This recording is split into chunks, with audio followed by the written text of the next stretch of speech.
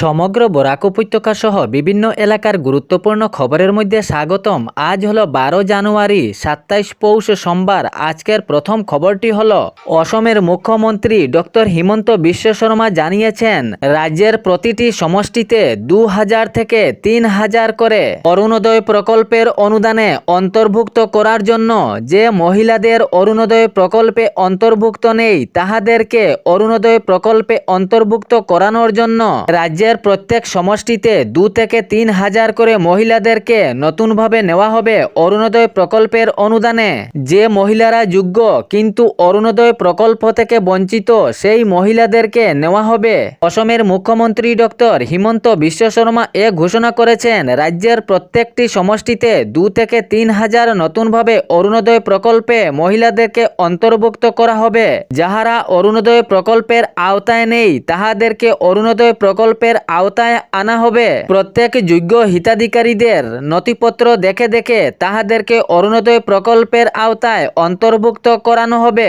এ বিষয়ে বড় ঘোষণা করলেন অসমের মুখ্যমন্ত্রী ডক্টর হিমন্ত বিশ্ব শর্মা। তিনি সঙ্গে এটিও জানিয়েছিলেন অরুণোদয় প্রকল্প 3 এর সংশোধনীর সময় অনেক যোগ্য হিতাধিকারীদের নাম কর্তন করা হয়েছিল। তাদের মধ্যে অনেকেরই নাম আবার অন্তর্ভুক্ত করা হয়েছে, কিন্তু অনেকে রয়েছেন যোগ্য হিতাধিকারীরা তাহাদের নাম অরুণোদয় প্রকল্পের আওতায় অন্তর্ভুক্ত করা হয়নি। তাহাদের সবজনকেই অরুণোদয় প্রকল্পের আওতায় অন্তর্ভুক্ত করা হবে। তবে এখন যাহারা অরুণোদয় প্রকল্পের অন্তর্ভুক্ত হননি তাহারা এ সময় অন্তর্ভুক্ত হতে পারেন। রাজ্যের প্রত্যেক সমষ্টিতে 2 থেকে 3000 করে নতুন অরুণোদয়ের অন্তর্ভুক্ত। এর পরবর্তী খবরটি হলো ঘন কুয়াশায় 4 জনের মৃত্যু। উত্তর ভারতের একাধিক রাজ্যে ঘন কুয়াশা, রাস্তাঘাটে দৃশ্যমানের অভাব। এত ঘন কুয়াশা চতুর্দিকে ছড়িয়েছে। দৃশ্যমানের অভাবে পাঞ্জাবের হুশিয়ারপুর দাসুয়া এলাকায় সড়ক পথ থেকে একাধিক গাড়ির সংঘর্ষ, সঙ্গে 4 জনের মৃত্যু। ঘন কুয়াশার কারণে পথ অদৃশ্যমান, একাধিক গাড়ির সংঘর্ষ, সঙ্গে 4 জনের মৃত্যু হয় বলে সূত্রে জানা গিয়েছে। সঙ্গে আহত হয়েছেন আনুমানিক 30 জনেরও বেশি। দৃশ্যমানের অভাবে সড়ক পথে ভ্যানের সঙ্গে বাসের সংঘর্ষ, 4 জনের মৃত্যু সঙ্গে 30 জন গুরুতর জখম হয়েছেন বলে জানা গিয়েছে।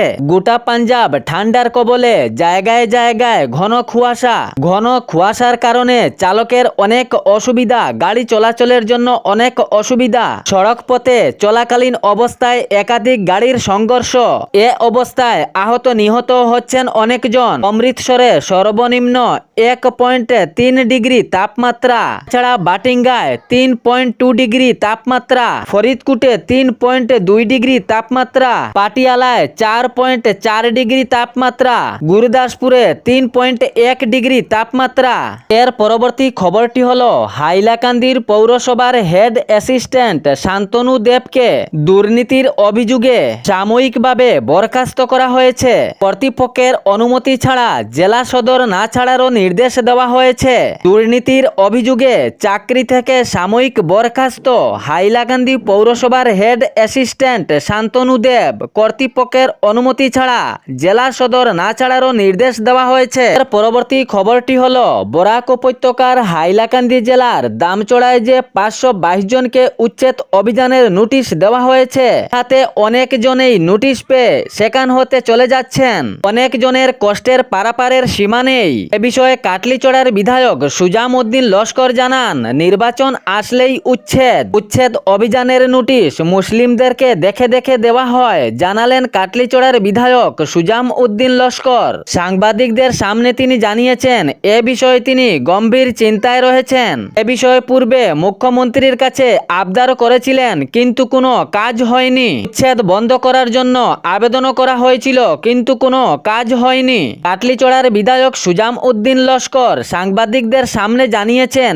যাহাদেরকে উচ্ছেদ নোটিশ দেওয়া হয়েছে সবজনই রয়েছেন ইসলাম ধর্মাবলম্বীর মানুষ। তিনি জানিয়েছেন 60-70 বছরেরও বেশি হবে সেখানেই বসবাস করছেন তারা এমন অবস্থায় আছেন যাহাতে সীমান্ত পাহারা দিচ্ছেন। তাহাদের কারণেই সীমান্ত রক্ষা হচ্ছে, নইলে মিজোরাম দখল করে নিত এই জায়গাগুলো। তিনি মত প্রকাশ করলেন সাংবাদিকদের সামনে। তিনি জানিয়েছেন যদি তাহারা সেখানে না বসত বাড়ি বানিয়ে থাকতো তাহলে সেই জায়গাগুলো মিজোরামে অন্তর্ভুক্ত হতো। তিনি সঙ্গে আরও জানিয়েছেন 522 জনকে যে নোটিশ দেওয়া হয়েছে উচ্ছেদের জন্য এরা কেহ বাংলাদেশি নয়, সবাই প্রকৃত ভারতীয় রয়েছেন। তিনি জানিয়েছেন এদের মধ্যে সব লস্কর, মজুমদার, বড়বইয়া, চৌধুরী এসব রয়েছেন, কেহ বাংলাদেশি নন। ভারতের প্রকৃত নথিপত্র আছে সবজনেরই কাছে, যাহাদেরকে উচ্ছেদ নোটিশ দেওয়া হয়েছে তাহারা সবজনেই ভারতীয় এবং ভারতীয় নাগরিক। তাহাদের Aadhaar card, voter card, PAN card এরকম সবই গুরুত্বপূর্ণ নথিপত্র রয়েছে। যেভাবে ভারতীয় নাগরিকের কাছে নথিপত্র থাকে সেইভাবেই তাহাদের কাছেও রয়েছে। তাহারা প্রকৃত ভারতীয় লোক, ভারতীয় নাগরিক। তাহাদেরকে হঠাৎ করে উচ্ছেদ অভিযানের নোটিশ দেওয়া হয়েছে, তাহারা এখন কোথায় যাবে? সরকারের উচিত ছিল তাহাদেরকে জমি দিয়ে উচ্ছেদ অভিযানের নোটিশ দেওয়ার জন্য, কিন্তু এভাবে সরকার করেনি। তিনি জানিয়েছেন অত্যন্ত দুঃখের বিষয়, 60-70 বছর ধরে সেখানে বসবাস করছেন, কিন্তু হঠাৎ করে উচ্ছেদ অভিযানের নোটিশ, তাও 1-2 পরিবারকে নয়, 522 পরিবারকে, আর সবাই হচ্ছেন মুসলিম। এসব বক্তব্য তুলে ধরলেন কাটলিচড়ার বিধায়ক সুজামউদ্দিন লস্কর। এর পরবর্তী খবরটি হলো লুয়াইপুয়া এলাকায় সড়ক দুর্ঘটনা, 4 জন আহত। ডাম্পারের পিছনে অটোর ধাক্কা, অটোর রূপ পরিবর্তন, 4 জন আহত হয়ে পড়েন। অসম ত্রিপুরা 8 নম্বর জাতীয় সড়কে এ ভয়াবহ সড়ক দুর্ঘটনাটি হয়। ঘটনার বিবরণে জানা যায় চুড়াইবাড়ি থেকে পাতারকান্দি অভিমুখে যাওয়ার পথে বেপরোয়া গতির ডাম্পার লরি হঠাৎ সজোরে ব্রেকে কষলে পেছনে থাকা যাত্রীবাহী অটোটি তার নিয়ন্ত্রণ হারিয়ে ওই ডাম্পারের পিছনে সজোরে ধাক্কা চালায়। সঙ্গে সঙ্গে অটোটি দমড়ে মুচড়ে যায়। দুর্ঘটনাগ্রস্ত ডাম্পার লরিটির নাম্বার TR01AV1743 এবং দমড়ে মুচড়ে যাওয়া অটোটির নাম্বার AS10BC1895। ডাম্পারের পিছনে অটোটির এত সজোরে ধাক্কা হয়ে যে 2 জন আশঙ্কাজনকভাবে আছেন বলে সূত্রে প্রকাশ পাওয়া গিয়েছে। এই 4 জন যাত্রী হলেন বর্ণালী দাস 22 বছরের, শান্তনা দাস 30 বছরের, অনব দাস 10 বছরের এবং বুদ্ধ দাস 10 বছরের। জানা গিয়েছে এই 4 জন আহতরা লুয়াইপুয়া জিপির অন্তর্গত কড়িখাই গ্রামের বাসিন্দা। তবে এ ঘটনা দেখে সঙ্গে সঙ্গে স্থানীয়রা এসে উপস্থিত হন এবং এই 4 জনকে উদ্ধার করেন। চিকিৎসার জন্য Bazaricherra Makunda Christian Leprosy and জেনারেলে নিয়ে যান। তবে সেখানে চিকিৎসার পর 2 জনকে উন্নত চিকিৎসার জন্য পরামর্শ দেন। সঙ্গে সঙ্গে যে আশঙ্কাজনকভাবে রয়েছেন সেই 2 জনকে শিলচর মেডিকেল কলেজ হাসপাতালে প্রেরণ করা হয়। এ ঘটনাকে ঘিরে পুরো চাঞ্চল্য সৃষ্টি হয় এলাকায় এবং স্থানীয়রা সড়ক অবরোধ করেন। পরে সেখানে বাজারিছড়া থানার পুলিশ প্রশাসন এসে ঘটনাটি শান্ত করার প্রচেষ্টা চালান। স্থানীয়রা জানান বেপরোয়া গাড়ি চলাচলের জন্য এরকম অবস্থা ঘটেছে। তবে এ বিষয়ে প্রশাসনের পক্ষ থেকে স্থানীয় জনগণকে আশ্বাস দেওয়া হয়েছে। প্রশাসনের এ কথার পর স্থানীয়রা সড়ক অবরোধ ত্যাগ করেন। এ ছিল বরাক উপত্যকা সহ বিভিন্ন এলাকার গুরুত্বপূর্ণ খবর। তবে ভিডিওটি লাইক করে শেয়ার করতে ভুলবেন না এবং এরকম নিত্য নতুন খবর পাওয়ার জন্য চ্যানেলটি সাবস্ক্রাইব করে রাখবেন। ধন্যবাদ।